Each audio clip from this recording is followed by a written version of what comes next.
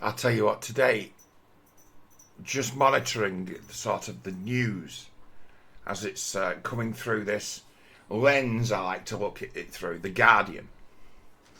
I like to know what my enemies are thinking, and these tend to do the thinking for them.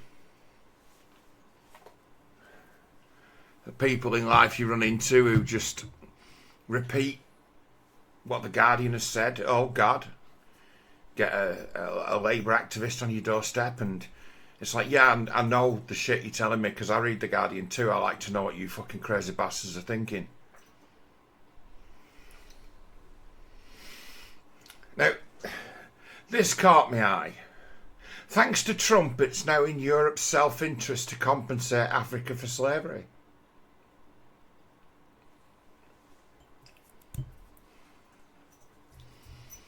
Like, who the fuck is this one? So it's like Liliane Amubieye. So it's one of them. Alright, okay.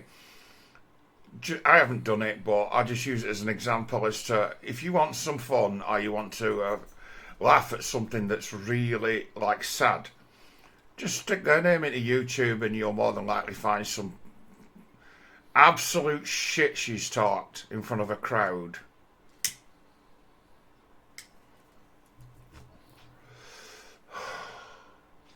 And it'd be, oh, she's one of those obnoxious race-baiting people, isn't she? It's like, yeah! Where they get away with murder in written word, but then when they get themselves on something like GB News and start running their mouths, they just come across as, like, wicked and insane. So wicked and insane are all freaking out at the minute because of things that Trump has let on in recent times as to who do you think you're dealing with? I'm just saying, who do you think you're dealing with?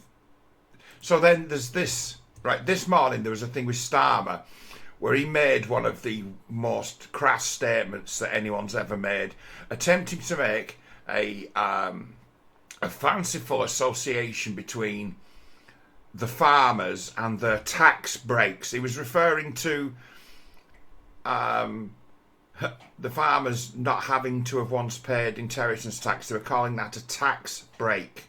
It's like, it's their money, hang on a minute. You're not doing them any favours. But he's they talk about it now as getting a tax break or tax breaks for the richest, is what they're calling the farmer thing now. And said you can either have tax breaks for the richest farmers or long NHS waiting lists. Like, you fucking disingenuous fucking prick. It's like the leap to make that association is you could write volumes about why that's a spurious thing to say or that's not actually something that's linked. Because in the end of the day, everything costs money. So if you're just making a matter of money, you can then apply it to absolutely anything. It's like you are a crass prick mouthing off like that. You remind people of Trotsky, but you don't get that because you've never learned about Trotsky. You don't know how you see. It's kind of like basically calling the farmers tax dodgers, and saying, you know, you can either have tax dodging farmers getting tax breaks, or you can have, you know, an NHS. It's like, you're willing to go there, and that was something you run your mouth at. It's like, oh, so you're doubling down and upping the rhetoric and attempting to set the fucking activists, your Labour activists, the bravest, the doomer boomers, and the fucking the Stasi of the party. You want them to attack the farmers. You're trying to set your supporters and activists on the farmers by making it a line about saving the NHS. It's like, you shouldn't run your mouth like that. But, right, that mainstream media are not interested in that story. So you'll hear people mouthing off about that, or see people mouthing off about that on the Twitters and the alternative media bits today. But the mainstream media, they're only bothered about this. JD Vance stuns conference with blistering attack on Europe's leaders.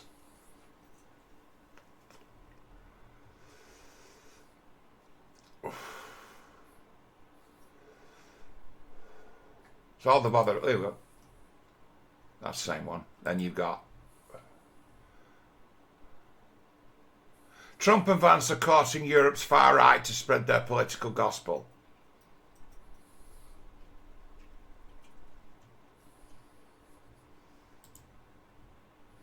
Thought crime and cancelled elections. How do JD Vance's claims about Europe stack up? He told, right, this thing is with this speech, right? Okay, it's like, this guy's, he's onto something. This guy's a bit special. JD Vance's Munich speech laid bare the collapse of the transatlantic alliance. US Vice President was hypocritical and insensitive, but bracingly clear in the resetting of relationships. Right?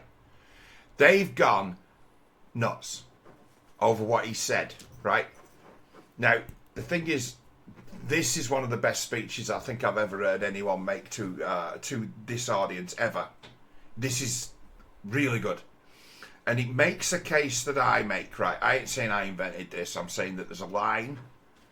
There's a line of question and thought, right, that's over and above any other rhetoric. And that is a matter of, whose side are you on? Are you on God's side? Do you have a moral imperative for doing the things that you do? And it's like, we do. Where's yours?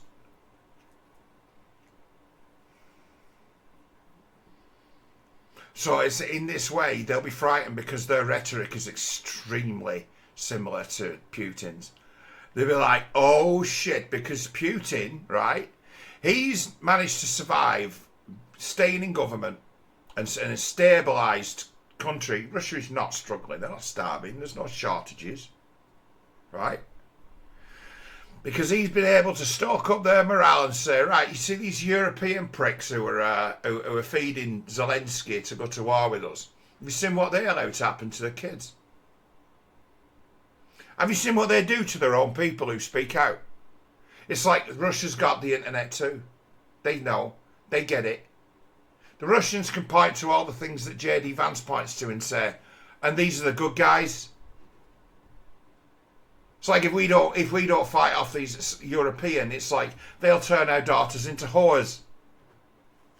They'll want, pride marches and gender clinics, and those who speak up against, they're going to be, obviously ostracised, criminalised for speaking up against barbarous things done to children. This is what our enemy do to their children.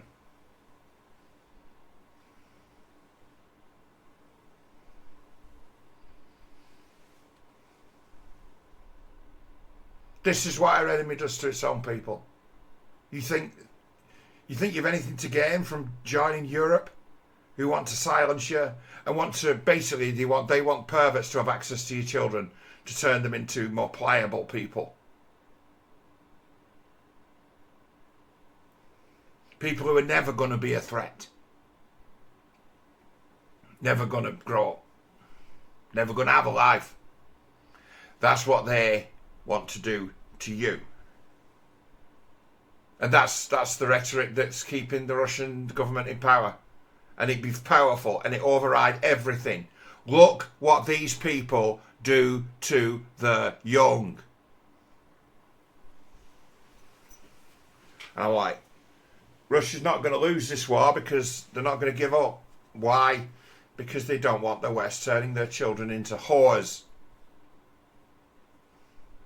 Because they can forever run. They can just take The Guardian, right, and just read it out to their people and say, oh, these are the best of us. These are the greatest people in the world. We're barbarians and they're sophisticated.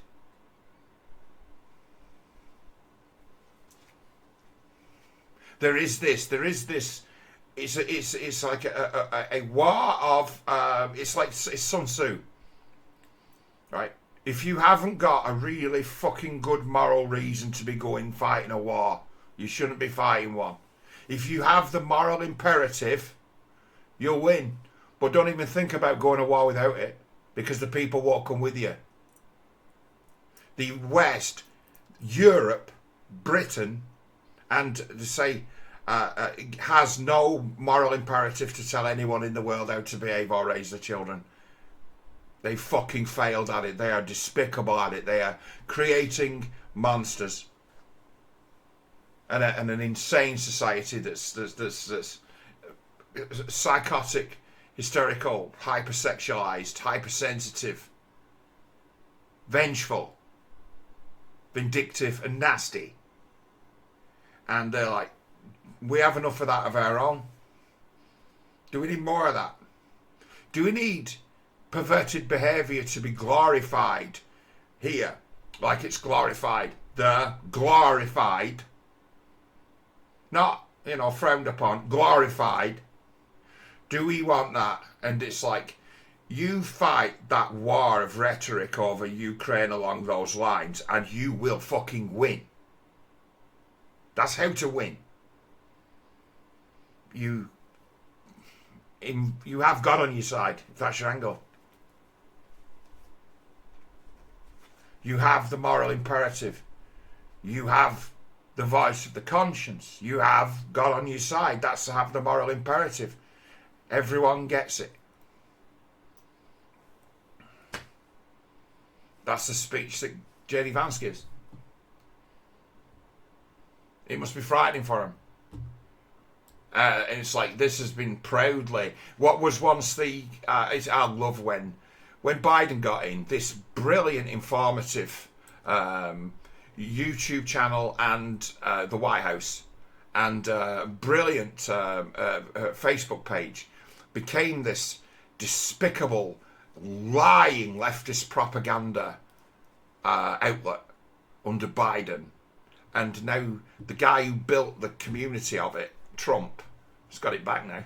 Of the United States, Mr. JD Vance, who... Like, what a great fucking web page now the White House is, now that Biden's not just telling almighty lies about how many jobs he's created on it every day. Now it's got some real shit. Should we sit and have a listen to JD? Because these people, these media types are absolutely fucking furious about it. So it's like, you owe yourself for your, if you're in the game of knowing and intelligence gathering, as I am, you need to know what was said in this speech, because they're going to be talking about this as if it's some kind of fascist event. It's really ruffled their feathers. The left and certainly the British government are absolutely fucking beside themselves with this speech. They are furious that someone's had the neck to tell them the truth. So let's just see if we can skip past his introduction. Thanks to all the gathered delegates and luminaries and media today is, of course, our shared values. And, you know, it's great to be back in Germany. As you heard earlier, I was here last year as United States Senator. I saw Foreign Secretary David Lammy and joked that both of us last year had different jobs than we have now. But now it's time for all of our countries, for all of us who have been fortunate enough to be given political power by our respective peoples, to use it wisely to improve their lives.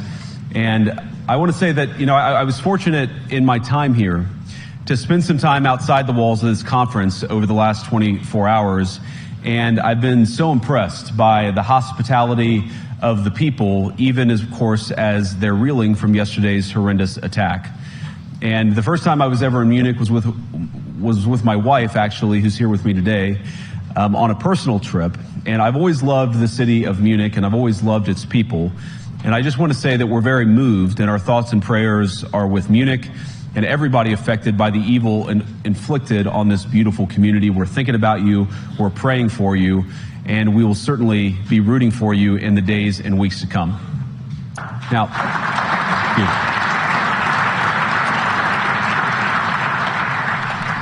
I hope that's not the last bit of applause that I get, but we gather at this conference, of course, to discuss security, and normally we mean threats to our external security. I see many great military leaders gathered here today. But while the Trump administration is very concerned with European security and believes that we can come to a reasonable settlement between Russia and Ukraine. And we also believe that it's important in the coming years for Europe to step up in a big way to provide for its own defense. The threat that I worry the most about vis-a-vis Europe is not Russia, it's not China, it's not any other external actor. And what I worry about is the threat from within, the retreat of Europe from some of its most fundamental values, values shared with the United States of America. Now, I was struck that a former European commissioner went on television recently and sounded delighted that the Romanian government had just annulled an entire election. He warned that if things don't go to plan, the very same thing could happen in Germany too. Now, these cavalier statements are shocking to American ears. For years, we've been told that everything we fund and support is in the name of our shared democratic values.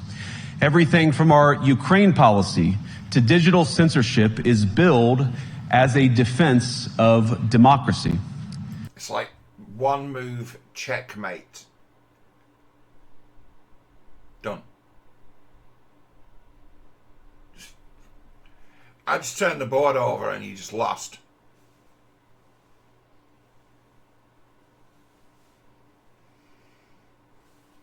Ha! But when we see European courts canceling elections and senior officials threatening to cancel others, we ought to ask whether we're holding ourselves to an appropriately high standard. And I say ourselves because I fundamentally believe that we are on the same team. We must do more than talk about democratic values, we must live them. Now, within living memory of many of you in this room, the Cold War positioned defenders of democracy against much more tyrannical forces on this continent.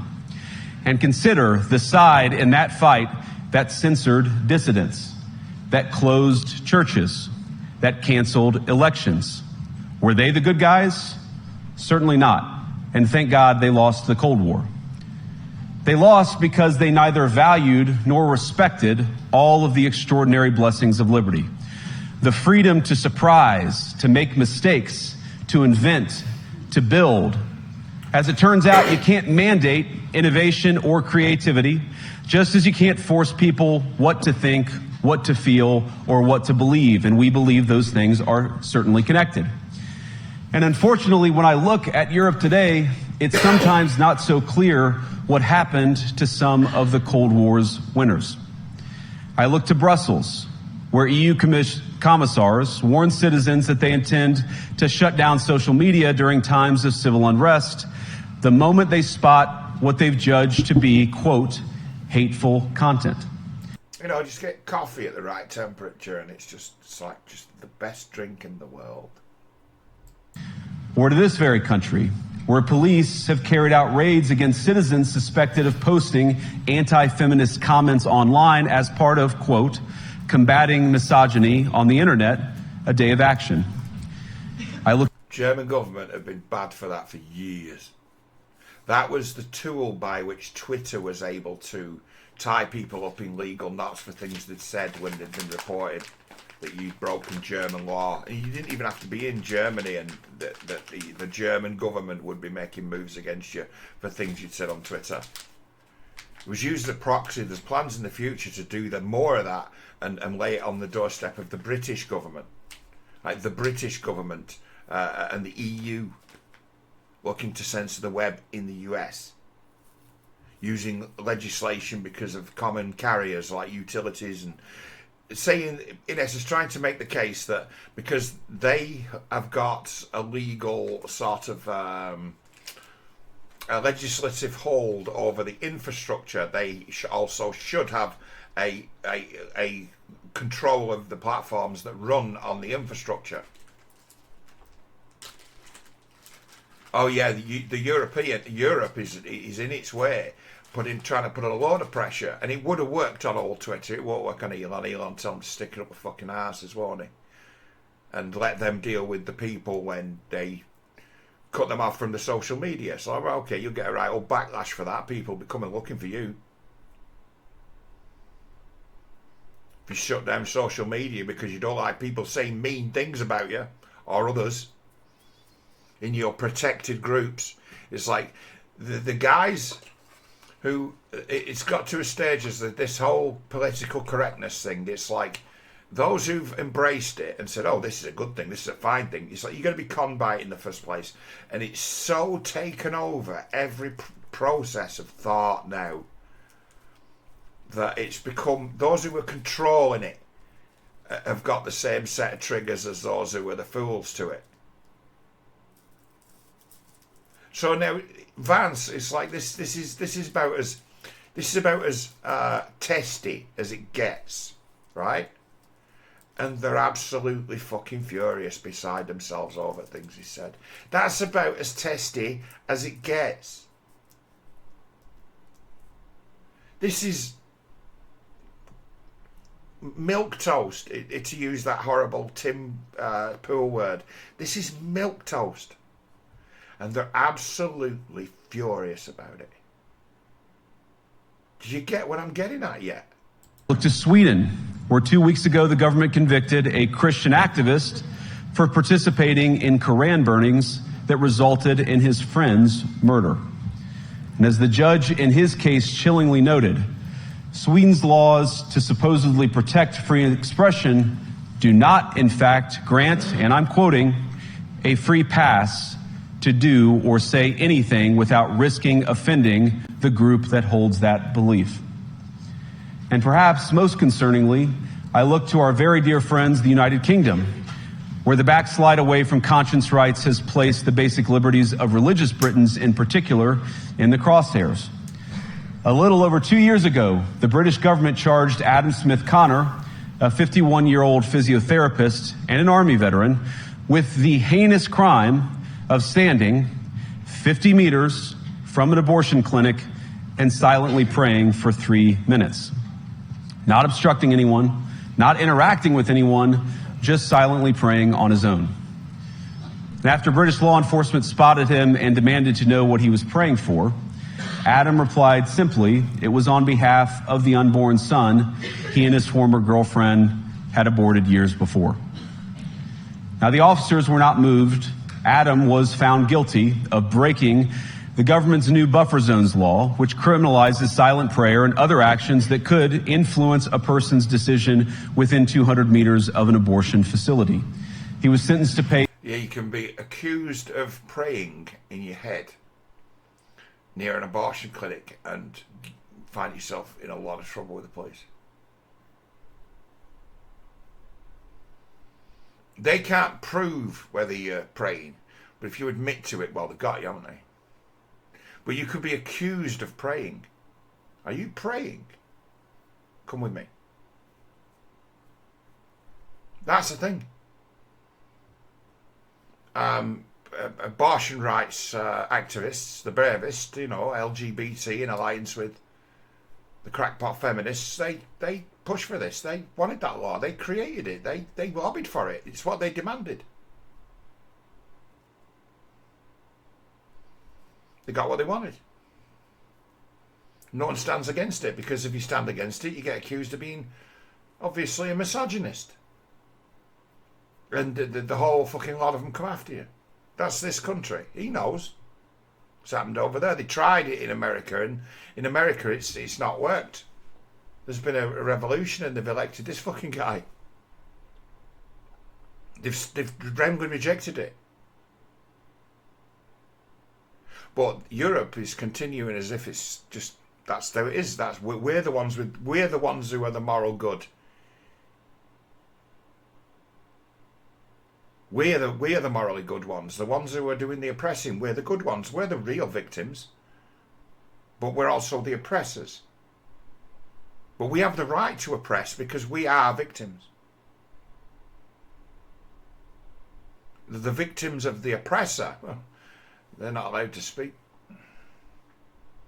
You can only be an authorised. If you're going to be a victim, you have to be an authorised victim, and you have to use the authorised victims playbook. And then the main victim groups, if you're not one of their group, you're not a real victim. You just don't get it. That's the country we live in. It's like, he knows. Pay thousands of pounds in legal costs to the prosecution. Now, I wish I could say that this was a fluke, a one-off crazy example of a badly written law being enacted against a single person. But no, this last October, just a few months ago, the Scottish government began distributing letters to citizens whose houses lay within so-called safe access zones, warning them that even private prayer within their own homes may amount to breaking the law. Naturally, the government urged readers to report any fellow citizens suspected guilty of thought crime. In Britain and across Europe, free speech, I fear, is in retreat. And in the interest of comedy, my friends, but also in the interest of truth, I will admit that sometimes the loudest voices for censorship have come not from within Europe, but from within my own country, where the prior administration threatened and bullied social media companies to censor so-called misinformation. Misinformation like, for example, the idea that coronavirus had likely leaked from a laboratory in China. Our own government encouraged private companies to silence people who dared to utter what turned out to be an obvious truth. So I come here today not just with an observation, but with an offer. And just as the Biden administration seemed desperate to silence people for speaking their minds, so the Trump administration will do precisely the opposite, and I hope that we can work together on that. In Washington, there is a new sheriff in town, and under Donald Trump's leadership, we may disagree with your views, but we will fight to defend your right to offer it in the public square, agree or disagree.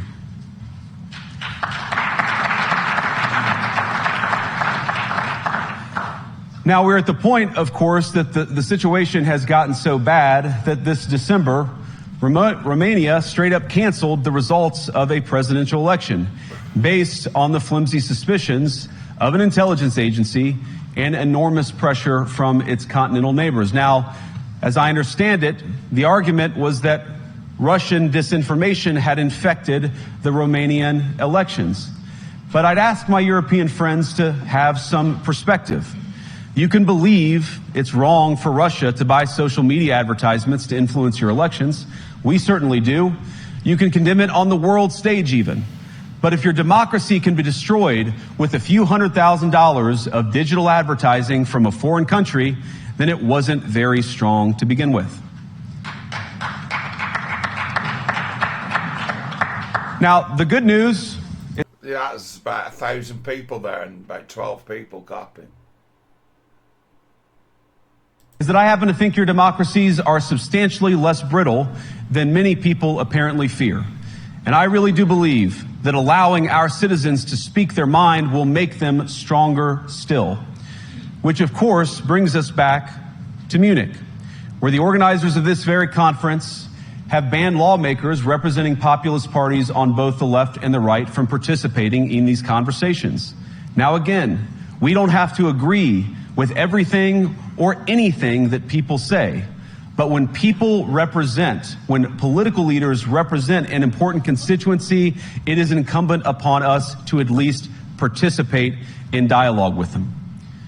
Now, to many of us on the other side of the Atlantic, it looks more and more like old entrenched interests hiding behind ugly Soviet-era words like misinformation and disinformation, who simply don't like the idea that somebody with an alternative viewpoint might express a different opinion or, God forbid, vote a different way or, even worse, win an election.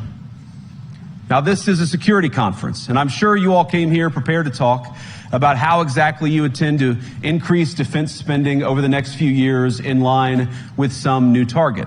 And that's great, because as President Trump has made abundantly clear, he believes that our European friends must play a bigger role in the future of this continent.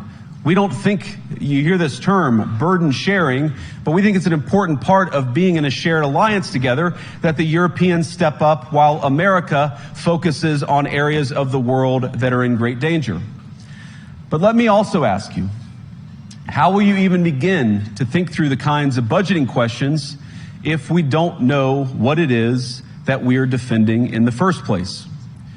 I've heard a lot already in my conversations, and I've had many, many great conversations with many people gathered here in this room, I've heard a lot about what you need to defend yourselves from, and of course that's important. But what has seemed a little bit less clear to me, and certainly I think to many of the citizens of Europe, is what exactly it is that you're defending yourselves for. What is the positive vision that animates this shared security compact that we all believe is so important? And I believe deeply that there is no security if you are afraid of the voices, the opinions, and the conscience that guide your very own people. Europe faces many challenges, but the crisis this continent faces right now, the crisis I believe we all face together, is one of our own making. If you're running in fear of your own voters, there is nothing America can do for you. Nor, for that matter, is there anything that you can do for the American people who elected me and elected... Let's go. Look at you, like a bulldog chewing a wasp, man.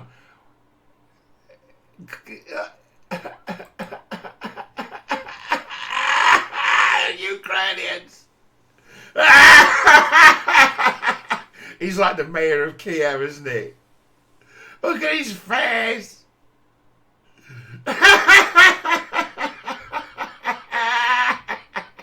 Not what he wants to hear. The Ukrainians are furious if they've been somehow betrayed. It's like you fucking betrayed yourself and everything decent right at the beginning. You can't be betrayed. Who elected me and elected President Trump. You need democratic mandates to accomplish anything of value in the coming years. Have we learned nothing that thin mandates produce unstable results? But there is so much of value that can be accomplished with the kind of democratic mandate that I think will come from being more responsive to the voices of your citizens. If you're going to enjoy competitive economies, if you're going to enjoy affordable energy and secure supply chains, then you need mandates to govern, because you have to make difficult choices to enjoy all of these things. And of course, we know that very well in America. You cannot win a democratic mandate by censoring your opponents or putting them in jail, whether that's the leader of the opposition, a humble Christian praying in her own home, or a journalist trying to report the news. Nor can you win one by disregarding your basic electorate on questions like who gets to be a part of our shared society. And of all the pressing challenges that the nations represented here face, I believe there is nothing more urgent than mass migration. Today, almost 1 in 5 people living in this country moved here from abroad. That is, of course, an all-time high. It's a similar number, by the way, in the United States, also an all-time high. The number of immigrants who entered the EU from non-EU countries doubled between 2021 and 2022 alone, and of course it's gotten much higher since. And we know this situation, it didn't materialize in a vacuum. It's the result of a series of conscious decisions made by politicians all over the continent and others across the world over the span of a decade. We saw the horrors wrought by these decisions yesterday in this very city. And of course, I can't bring it up again without thinking about the terrible victims who had a beautiful winter day in Munich ruined. Our thoughts and prayers are with them and will remain with them. But why did this happen in the first place? It's a terrible story, but it's one we've heard way too many times in Europe and unfortunately too many times in the United States as well. I'll pitch you on. That kid from Afghanistan who killed all those people had some fanciful fucking notion in his mind that if he was to go to the West, he might one day be, I don't know, a movie star. Have all these things that he's seen on the television and in the magazines and on the internet. That he'd be a land of opportunity and milk and honey compared to what he lives in. And then he gets there and they give him 50 quid a week in a council flat. And he's extremely annoyed. Feels as though he's been cheated. When he gets there and finds out that, welcome to the fucking underclass of Europe. Welcome to the working class underclass.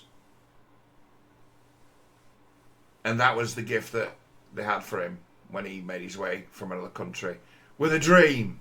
because he was a fucking crackpot to start with, not to, who couldn't see the value of what he had in front of him as being valuable. Where how many people have come from a foreign land who would have been better off at home with their own kin? How many? How many people have taken the plunge and moved to another country and got here and faced deprivation, abuse and unemployment? People look at that the wrong way, those stats as to how many immigrants are on the sick and on the dole, right? A lot of people look at that and they're like, they're rotters. It's like, nah, they were fooled. That was the only lot in life that were available for them, and there are those in the world who would benefit from that, and they're actually, them sitting alive, breathing in a property is actually worth some money to someone. If they want to actually seriously cut down immigration, moves should be made to publicise even people with messages like mine about what it is to be a working class northerner, because that's what you're going to become. You are, if you're a foreign national coming to the UK to build a future as just crossing over as an unskilled worker, right? You're going to be sent to my part of the world, and you're going to be in competition with the likes of me for work. And you're going to have no better life or lifestyle for the first 20 years or so as I've got. You'll have the same lot in life as me. You live in a very similar council flat. That's what you got waiting for you when you come to the UK. And if it's not enough for you, don't come. You're being used by systems in this country that can turn you into a source of work and income. And the money all spends. That's the message to get out to people who want to come to this country. There ain't nothing left for you, mate. You're being used. You're being used. It's like you are a walking piggy bank to somebody who's going to make money out of providing you with services and accommodation. And become very rich doing it. Very rich doing it. And those who get rich doing it only have one customer, the government. And you know what? It might take them a little bit longer to pay, but the government always pays. They never ask for a refund. An asylum seeker, often a young man in his mid-20s, already known to police, rams a car into a crowd and shatters a community. How many times must we suffer these appalling setbacks before we change course and take our shared civilization in a new direction? No voter on this continent went to the ballot box to open the floodgates to millions of unvetted immigrants. I love that one. Just saying, you can always say that and it always be true. Not said enough, is it? But you know what they did vote for? In England, they voted for Brexit, and agree or disagree, they voted for it. And more all over Europe, they're voting for political leaders who promise to put an end to out-of-control migration. Now, I happen to agree with a lot of these concerns, but you don't have to agree with me. I just think that people care about their homes, they care about their dreams, they care about their safety and their capacity to provide for themselves and their children. And they're smart. I think this is one of the most important things I've learned in my brief time in politics. Contrary to what you might hear a couple mountains over in Davos, the citizens of all of our nations don't generally think of themselves as educated animals or as interchangeable cogs of a global economy. And it's hardly surprising that they don't want to be shuffled about or relentlessly ignored by their leaders. And it is the business of democracy to adjudicate these big questions at the ballot box. I believe that dismissing people, dismissing their concerns, or worse yet, shutting down media, shutting down elections, or shutting people out of the political process protects nothing. In fact, it is the most surefire way to destroy democracy. And speaking up and expressing opinions isn't election interference. Even when people express views outside your own country, and even when those people are very influential. And trust me, I say this with all humor, if American democracy can survive 10 years of Greta Thunberg scolding, you guys can survive a few months of Elon Musk. But what no democracy, American, German, or European, will survive is telling millions of voters that their thoughts and concerns, their aspirations, their pleas for relief are invalid or unworthy of even being considered. Democracy rests on the sacred principle that the voice of the people matters. There's no room for firewalls. You either uphold the principle or you don't. Europeans, the people, have a voice. European leaders have a choice. And my strong belief is that we do not need to be afraid of the future. You can embrace what your people tell you, even when it's surprising, even when you don't agree. And if you do so, you can face the future with certainty and with confidence, knowing that the nation stands behind each of you. And that, to me, is the great magic of democracy. It's not in these stone buildings or beautiful hotels. It's not even in the great institutions that we have built together as a shared society. To believe in democracy is to understand that each of our citizens has wisdom and has a voice. And if we refuse to listen to that voice, even our most successful fights will secure very little. As Pope John Paul II, in my view, one of the most extraordinary champions of democracy on this continent or any other, once said, "Do not be afraid." We shouldn't be afraid of our people, even when they express views that disagree with their leadership. Thank you all. Good luck to all of you. God bless you. Good, that weren't it? So, like, by tone, like, nothing flippant about it. Puts it just straight to them. You ought to start listening to people.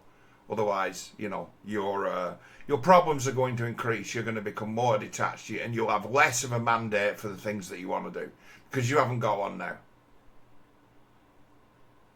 Not enough people in the UK voted for Labour for them to have any sort of clear mandate. It was a low turnout election. They got less votes than they got in the previous election where they got hammered. Like half the people in the country who still live here and have still got all the rights in the world, even though they didn't vote. They live here too, and they've actually got, even though they didn't turn up. And then you get Starmer at the front. I said at the time, I'm right there with it. It's like as soon as they'll win in so many places by a terribly narrow margin. Strange old election where they just appeared to get as many votes as they needed everywhere they needed them to get the massive win. But it makes it an uncommon win as to where the entire thing is extremely fragile and the opposition is mobilised. Right? So you ain't got no mandate for nothing. Starmer gets up and says, the people have spoken and we have a mandate for change. And change be the old Genius Obama slogan, which is, we can do whatever we want.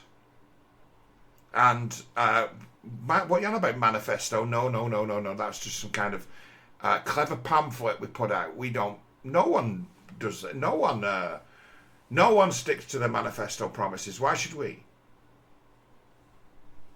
It's like, tricked you. Now we're in power. Now you have to do tricked you. Now you have to do as we say. And it's like, what do they think the world is? It's like the politicians have really turned the country into a place where it's not safe for them to walk the streets. That's what they've done.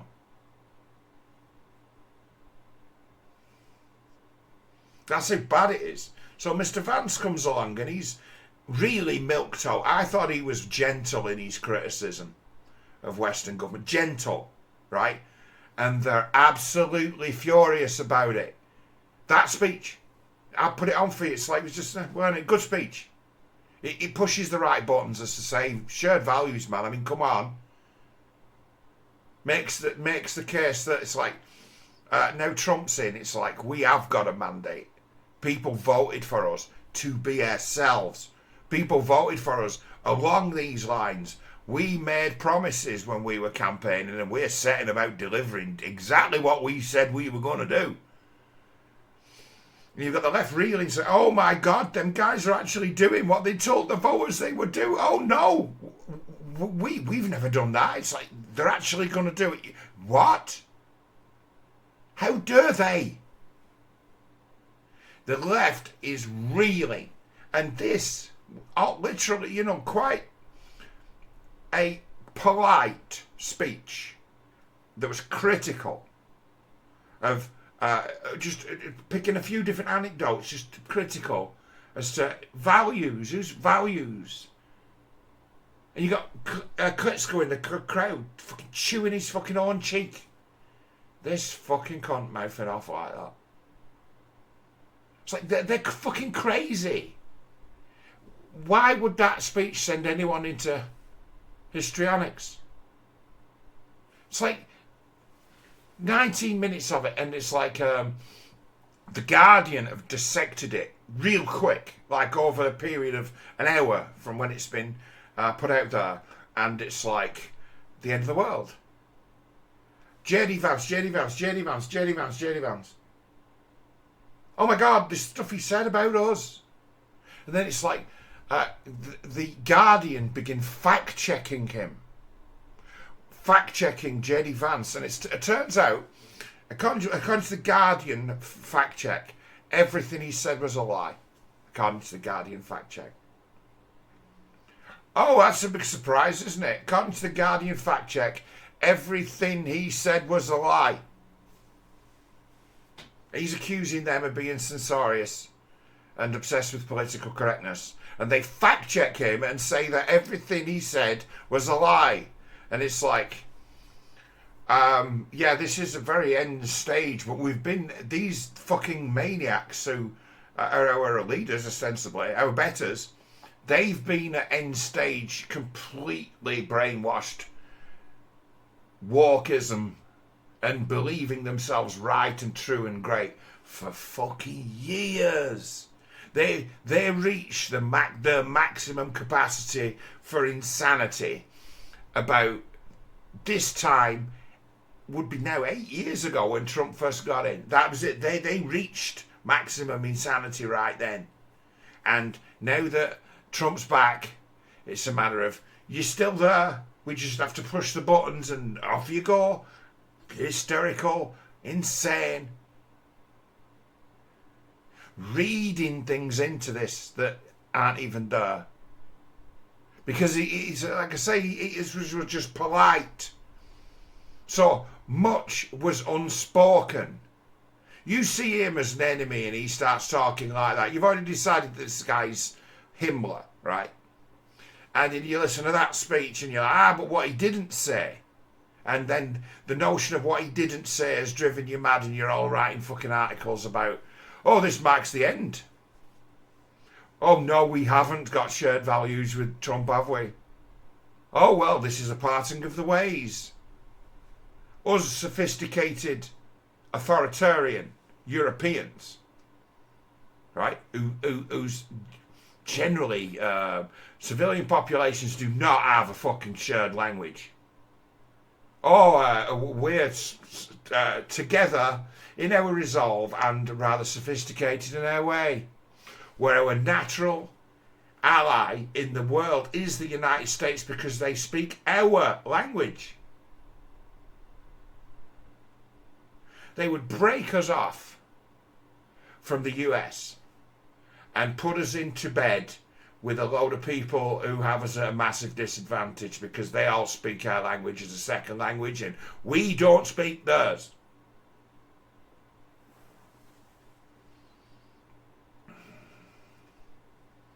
They would sever important links with the US because of this difference in values, and Trump is preaching Christian values that are enshrined in our most ancient law.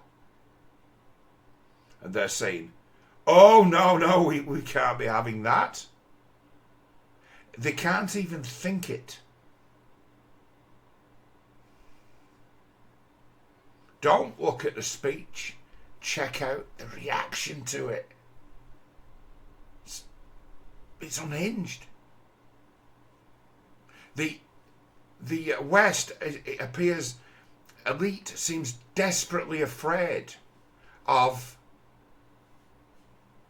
the end of the Ukraine war. The shit coming out of Zelensky's mouth right now is like, okay, now we're into the realms of real magical make-believe. You want the armies of Europe to merge into a grand army to get fucking turned into smithereens by the Russian army because you've run out of soldiers. You've run out of troops. They're all wasted or dead. You've got hundreds and hundreds of thousands of young men killed.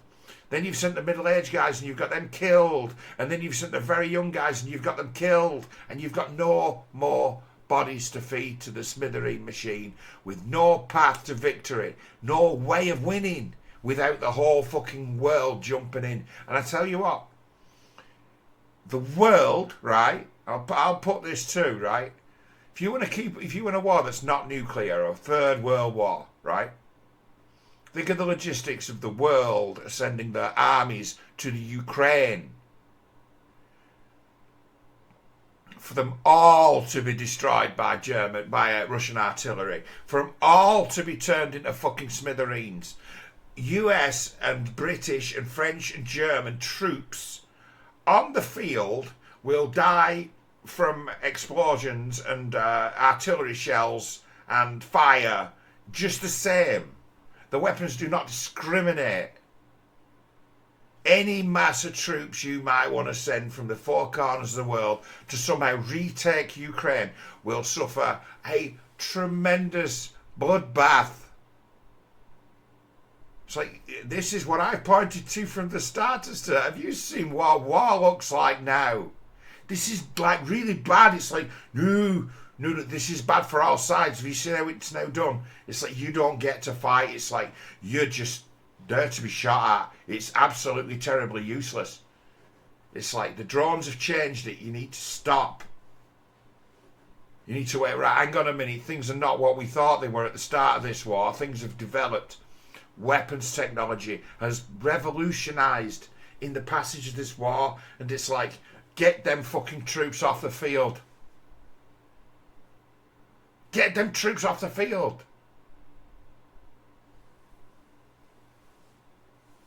What possible victory can they win? The whole war a complete joke. You're right, okay, right, you've broken an international treaty with Russia, right? The penalty for breaking this treaty with Russia was a de facto declaration of war. So you broke the treaty and they invaded. You started the war, mate. You broke the treaty. But apparently that doesn't matter in this case. The army that started the war was Ukraine. The army that invaded was Russia. Ukraine started the war when it reneged on the Minsk Treaty. That was the Minsk Treaty that was brokered by the Germans and the French. Suddenly it becomes okay for them to break a treaty. Like, okay, and the treaty be a matter of it's this or what. And that be something, an agreement that they've got into like a decade before. Oh, so it's okay for you to break this treaty, fine. Putin's the bad guy. It's like Ukraine government's been trying to provoke Russia into this war for 10 years, excuse me. Yeah, the military has been shelling the Donbass quite randomly, raiding the place. What? Yeah, they've done everything they possibly could to make them cry and mourn and run back to Mother Russia with tales of terrible treatment and cruelty and violence and murder and rape. We've been trying to provoke this attack for a decade. There are those of us who follow this who know and knew, and when it started, we knew right then what we knew before. So then it becomes a matter of, okay, there's not going to be a war here. And you're like, why? It's like, because it would be suicide to take on the Russian military in the Ukraine. It's like, why? It's like, all-weather army. What? Yeah, the Russians, they've got an edge in their own territory, a massive one. Why is that, John? Well, they make different considerations when they make their gear. It's like when Western armies, the Nazis, when they brought a mechanized army to Russia, it was just too cold for it and all just seized up. Just all froze up, useless. Permanently knackered, if not knackered until it thaws.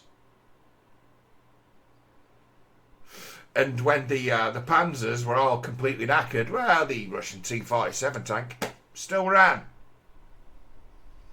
Russia's got an all-weather army. That's the military doctrine. Everyone who knows military history knows this. The Russians, their stuff might be ugly, but it's functional, and it's also functional at -30. They've built their entire army with this in mind, understanding what their own fighting conditions are like. Who knows that? I think every child should know that. The gear that the West has been sending to Ukraine for the Ukrainians to use isn't all weather, so it's actually useless half a year, isn't it? Useless.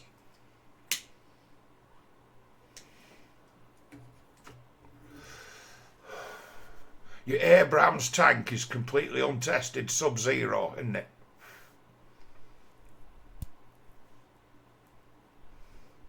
Like, you fight on that ground where it's now deadlier than it's ever been, on a country that's completely flat, making like the power of optics like the only thing that really matters. And when I say optics, it's like what you can see with the most powerful telescope you can buy.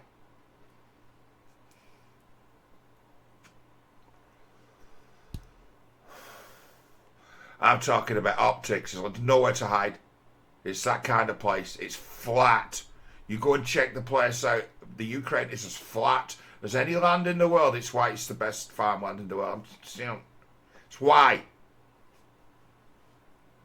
It's why it's the breadbasket of Europe, because it's flat. Look at Britain. What's the best land in Britain for growing things on? The flat parts. Where are the flat parts? There are a few of them. Quite a few of them. But none of them around here. Seems the M6 is an ancient road, as is the M1, or their ancient routes. Everything, I'd say, just a simple history.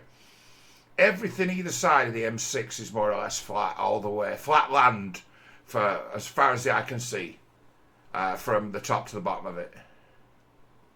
And then getting off down to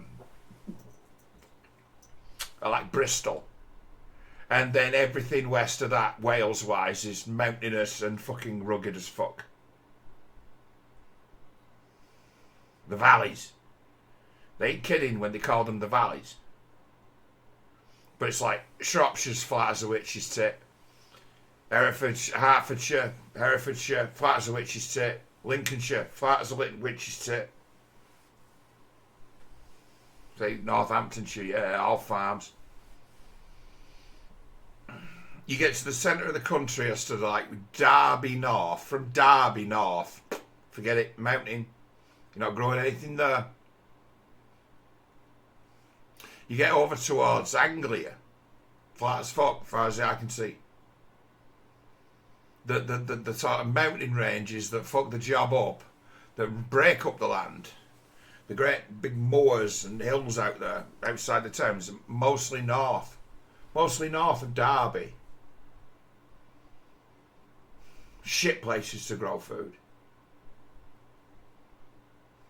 The north, where I live, the northwest of England, is just hills. It's just mountains and hills.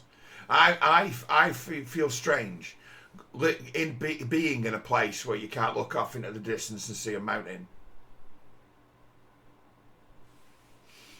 Or a very, very large hill. I'm used to having mountains and hills dominate the distant scenery in every direction I look in. And when I don't see it, I get unsettled. I'm used to be able to see the Pennines on a clear day from 40 miles away, 50 miles away. So that's to say, it's like Ukraine is a flat land. Every single bit of it's great. It's great for building roads, great for building, exceptional for agriculture. Because of its how uniform it is, because of how flat it is. It's like, you turn that into a battlefield, and that is just the greatest battlefield for all sides. It's just a bloodbath. It's like, that's deadly ground. Go there and you have to fight. You fight or die there.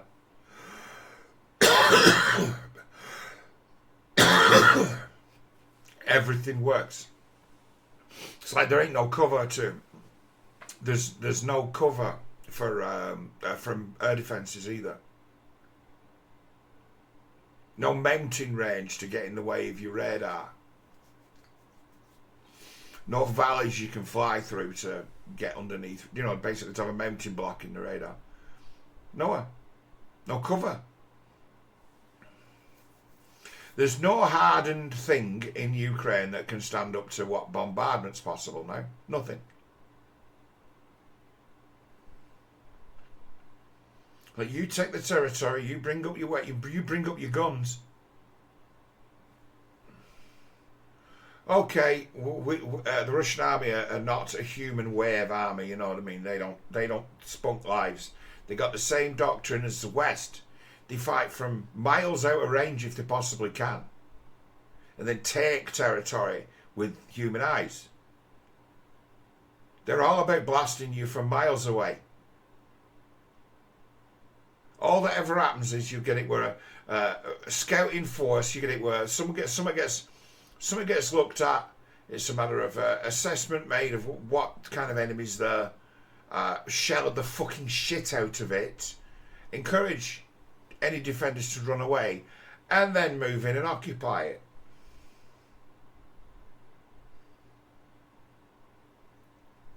You could fight every battle in that war and never see the enemy. Never fire your weapon.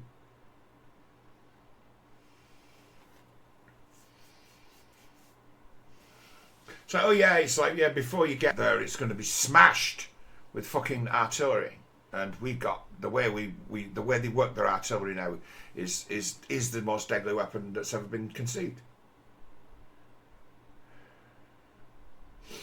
You have a job allocation kind of Uber type setup where mobile artillery units get orders transmitted to them by computers to tell them where exactly to aim, what exact, telemetry from their position as to where they need to fire a shell, and boom! Another one it'd be, yeah, can you pack up and move a couple of miles away? No one's shooting back anymore, you see. No one's been shooting back at them for a couple of years now. The Ukraine's ability to use artillery to strike back at artillery was nullified a couple of years ago. It was a key feature in the early part of the war. It's all destroyed. It's gone. They haven't got it. They haven't got the guns. They're outgunned. To use it is to lose it. Get detected. Get detected firing. Get counter-struck. Russian system, everything mobile. It's either a gun that's built into a vehicle, or it's a vehicle towing a gun. They just keep moving.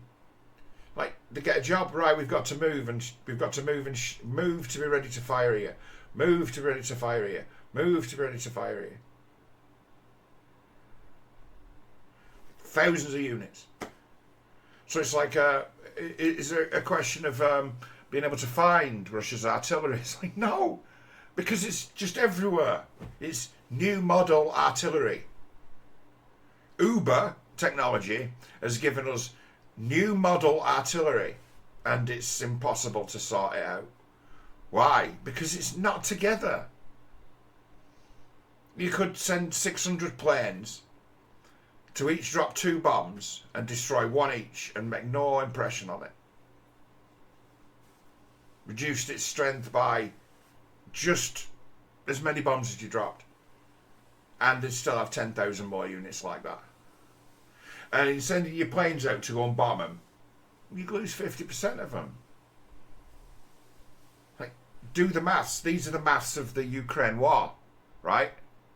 These are the maths of the Ukraine war. Whichever way you play it, people are going to die because of the weapons, and because the foot soldier, his use is nullified by the drone with a set of eyes in the sky. That if it gets shot down, you know you can get another one. The soldier on the ground's main occupation is no longer. We don't need him for it now. Communications is what it's all about. Eyes and ears. Communications. That's war. That's how it's fought. Don't need the guy anymore. Millions are dying. Millions have died on the battlefield, and they've been blown up with. They've just been blown to bits with missiles and artillery, mostly. You won't hear so many tales of a guy who's been shot to fucking bits in close quarters, because it's just not been happening. It's just not something this war is. No one's interested in that. Why die when you can just shell the fuck out of them when you've got guns? Not stupid. But it's like the Ukrainians have taken it too far. They've sent poured troops into situations that were lost, and kept pouring them in and kept pouring them in and then kept pouring them in. It's like they claim to actually still hold part of Kursk, but they're surrounded. They're defeated, but they still claim to hold part of Kursk because they're still alive, but they're surrounded. It's only a matter of the Russians to actually get around to killing them, to destroying them completely, because they can't escape. They're surrounded, but they're still saying, well, we hold part of Kursk. Do you? You know, in times of war, it'd have been more like, please pray for the people trapped in the pocket at Kursk. Because in the history of warfare, terrible, terrible, terrible, terrible things have happened to people who've ended up trapped in pockets in times of war. Eventually the food does run out. Eventually the fuel does run out. Eventually the ammunition does run out. And then you surrender or you die. Do you think it's like a thing? You see it in the people as to somehow Zelensky and his crew have been able to radicalise that country against the Russians and motivate them to fight using tales of woe from the Holodomor, holding the modern day Russian state accountable for the acts of fucking Stalin. What an amazing trick that is you can play. That to be done. The Russia's core of its identity is its great patriotic war against the Germans. It's like, well, why not? They played a great game with that. That shaped the world. Now, there's certainly a narrative of the greater subjugation of the Ukrainians by the Russians and Holodomor and the like, and it's a matter of, you know, there are plenty of nations out in the world who can play similar games. Certainly the Poles can. I don't think there's any nation that's been done to through the world wars as the fucking Poles. They got really fucked for in probably every way you can imagine. But it's like the Ukraine story. It's a little bit different. And the version of it that gets sold is a little bit disingenuous.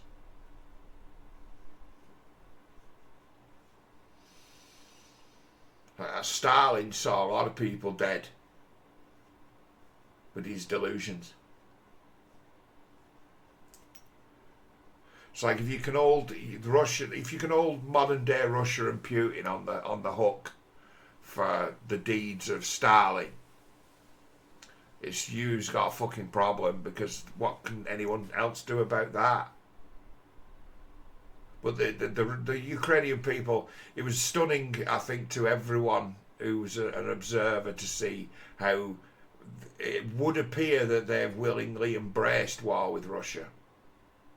The ones who haven't ran. And how much of that population of Ukraine have been scattered to the four winds of the fucking world when they've had the money to escape. So all that's left behind is those who couldn't afford to get away, and then they're the ones who get conscripted to fight.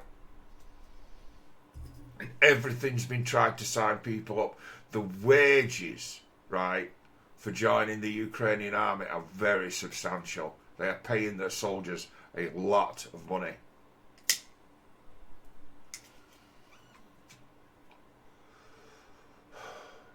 I tell you, where all that money, all that aid from the US has gone on, paying exorbitant wages to new recruits to entice people from out of poverty into joining the army and getting blown to bits with heavy artillery. Ukraine, it's one of the most absurd and worst wars I've even ever heard of. From the start. Like, why are you doing this? This is just going to cost money and lives. You can't win. And they're still talking about them F-16s that will arrive in literally weeks. Been the talk, hasn't it, in the mainstream media as to, if only they had, a couple of score of 50-year-old obsolete light interceptors. Change the war.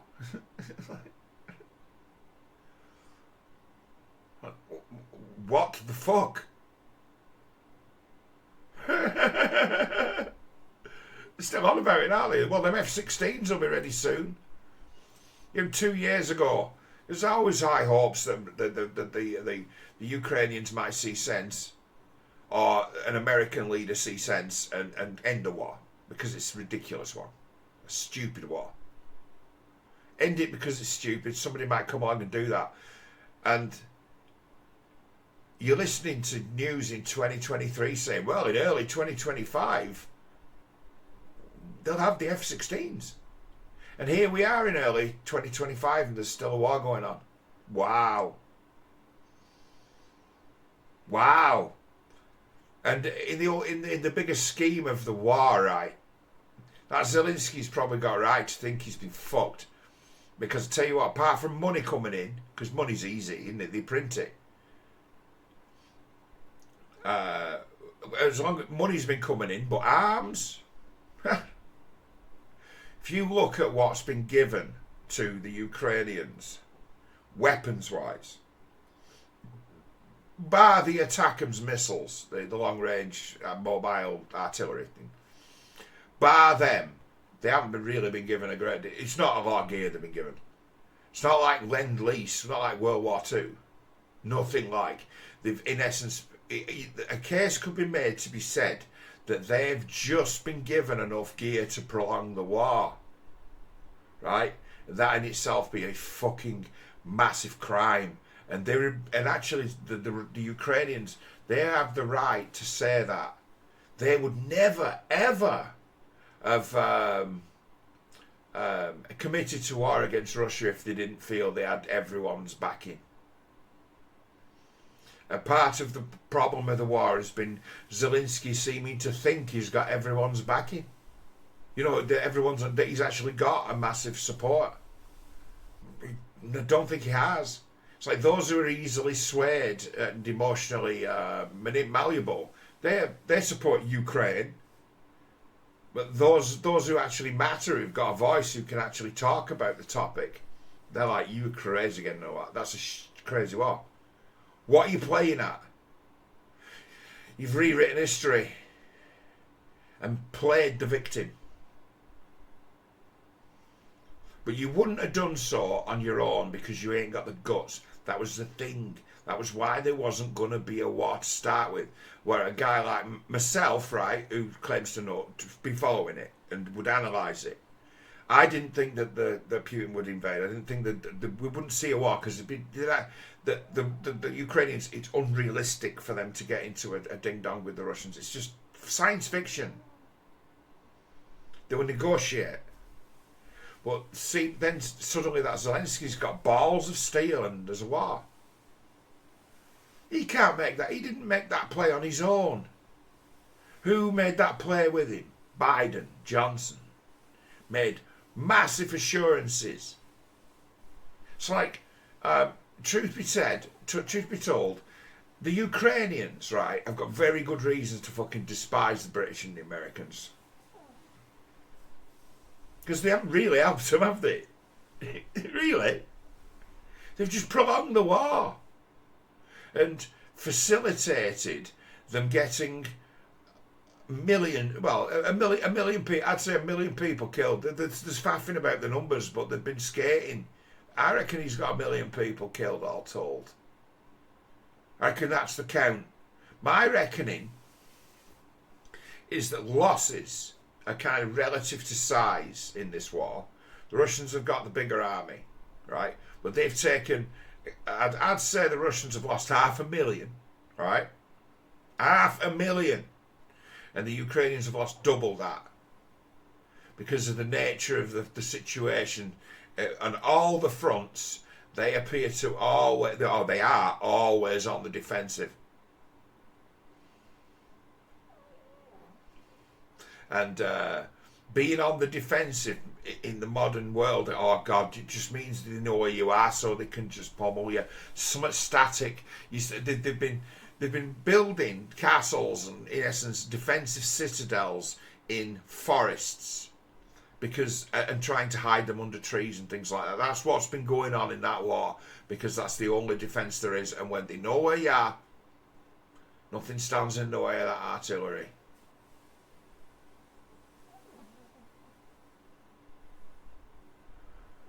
Every move that's been made to have a counter-offensive has been telegraphed. Telegraphed. So the Russians knew you were coming because you announced it.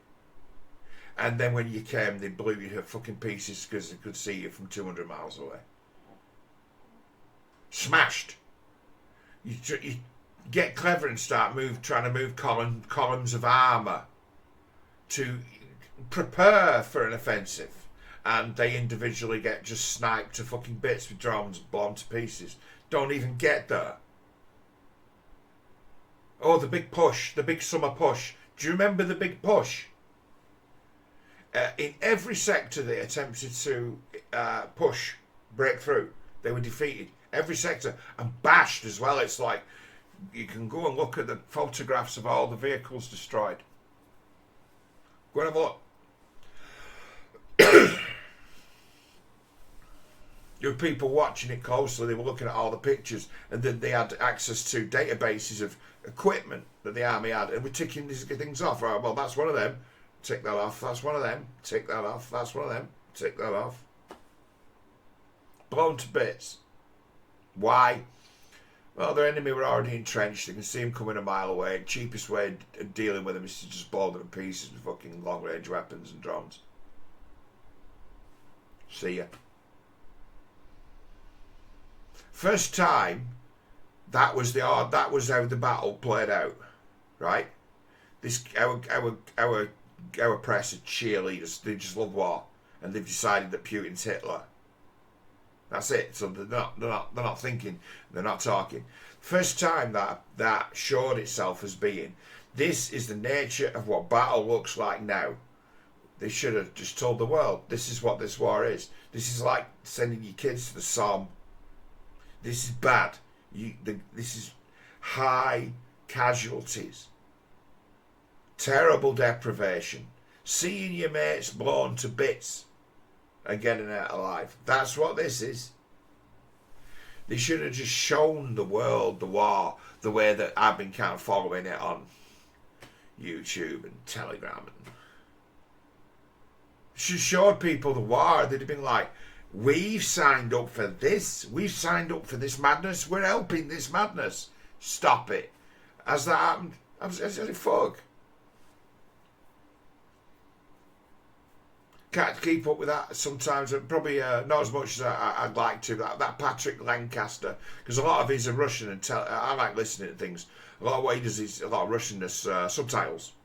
So it's like, is there a lot of subs in it? No, I'm not watching it, because I'll be listening to it and doing something else. But it's like, having kept up with him as to say the shape of this war, it's like, this is the battlefield. It looks like the countryside. This is the battlefield. What's going on? There's drones flying around and guns everywhere, just mobile artillery. And he'd be like, I'm on the front line of an attack here, and he'd just be in a field somewhere with an artillery piece firing a shell or two. This is the front line. Like, this is the front line of battle. And it looks like a crew of 6 guys setting up a gun and just firing a couple of shots and then leaving because they get the all clear that the target's been destroyed. The drone operator says, thanks for that.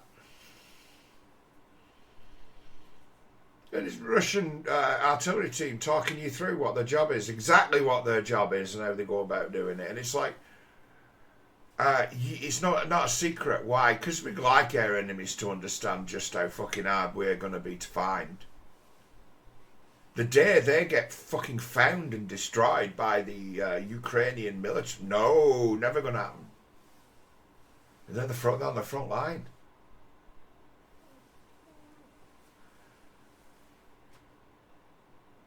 So it's like the Ukraine war is a murderous war. It's like murderous politicians and murderous generals sending people into death traps. Death traps. And it'd be the government can send me here. And they can be guilty of having been dumb militarily as to have wasted their armies, wasted them. Like, get the fuck out of here, retreat. Stop fighting for this place. We're overwhelmed. No, you're staying. Hold it. We have to be able to make the same mistake as every other tyrannical fucking leader in war. As, no, we have to be able to say that we hold it. Strategically important. And it's important for morale that we can say we still hold. Oh. You start giving soldiers orders to stay and die. And that gets, you're having people killed needlessly. They could be withdrawn and redeployed somewhere more sensible. Somewhere where the fight might be more favourable. But no.